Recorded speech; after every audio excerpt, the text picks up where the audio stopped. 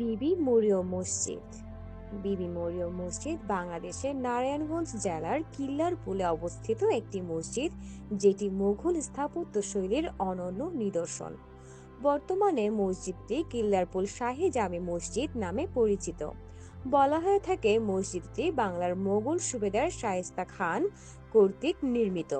মসজিদটির নিকটে একটি সমাধিসৌধ অবস্থিত, যেটি শায়েস্তা খান কন্যা বিবি মরিয়মের, সেজন্যই মসজিদটি বিবি মরিয়ম মসজিদ নামে পরিচিত। বিবি মরিয়মের সমাধি নারায়ণগঞ্জের হাজীগঞ্জ মহল্লায় বিবি মরিয়ম মসজিদের পূর্ব দিকে অবস্থিত। চারদিকে প্রাচীর বেষ্টিত উঁচু ভিতের উপর একটি চতুর্ভুজ আকৃতির বেদির মধ্যস্থলে সৌধটি স্থাপিত। সৌধটি বর্তমানে ভগ্নপ্রায় অবস্থায় রয়েছে। এক গম্বুজ বিশিষ্ট বর্গাকার এই ইমারতটির চারপাশ ঘিরে রয়েছে খিলান ছাদ বিশিষ্ট বারান্দা। খিলান ছাদ এখন ভেঙে পড়লেও খিলান শোভিত প্রবেশ পথ সহ দেয়ালের অংশবিশেষ এখনও টিকে আছে। সৌধের মধ্যবর্তী বর্গাকার কক্ষে রয়েছে শ্বেত পাথরে লতাপাতার নকশা শোভিত 3 ধাপ বিশিষ্ট সমাধি। শিরোভাগে ইটের তৈরি কবর ফলক। সৌধের চারপাশের বারান্দা জুড়ে রয়েছে জানা অজানা আমলকের সমাধি।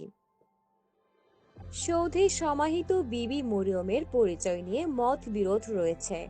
সৌধের খাড়া আকৃতির গম্বুজ এবং অপরাপর স্থাপত্য বৈশিষ্ট্যের নিরিখে আহমদ হাসান দানি এই সৌধকে ঢাকার লালবাগ দুর্গ প্রাঙ্গণে ইরান দগ্ধ ওরফে বিবি পরীর সমাধিসৌধের সমগোত্রীয় বলে মনে করেন, এবং তিনি এই বিবি মরিয়মকে বাংলার মুঘল সুবেদার শায়েস্তা খানের কন্যা এবং ইরান দগ্ধের ভগ্নী তুরান দগ্ধের সঙ্গে অভিন্ন বলে মনে করেন।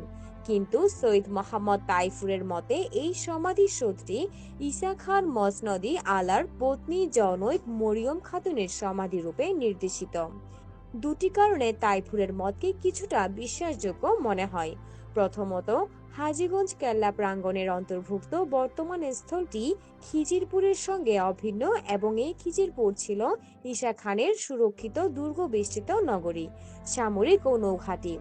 দ্বিতীয়ত, বিবি মরিয়মের সমাধিসৌধের স্থাপত্য রীতি প্রচলিত শায়েস্তা খানি স্থাপত্য রীতি থেকে ভিন্নতর। মসজিদের পূর্ব দিকে রয়েছে 3টি প্রবেশ পথ। মাঝের প্রবেশ পথটি সবচেয়ে প্রশস্ত। দক্ষিণ ও উত্তর দিকে একটি করে জানালা বিদ্যমান, যেটি মসজিদ নির্মাণের পরবর্তী সময়ে নির্মিত বলে ধারণা করা হয়। মসজিদটি বহুবার সংস্কার করা হয়েছে, এজন্য মসজিদটির আদিরূপের অনেকটাই আর অবশিষ্ট নাই। পূর্ব দিকের স্তম্ভের উপর টিন শেড বারান্দা নির্মাণের ফলে মসজিদের সামনের দিকের অবয়ব অনেকটাই ঢাকা পড়ে গিয়েছে। মসজিদটিতে এখনো নামাজ আদায় করেন মুসল্লিরা।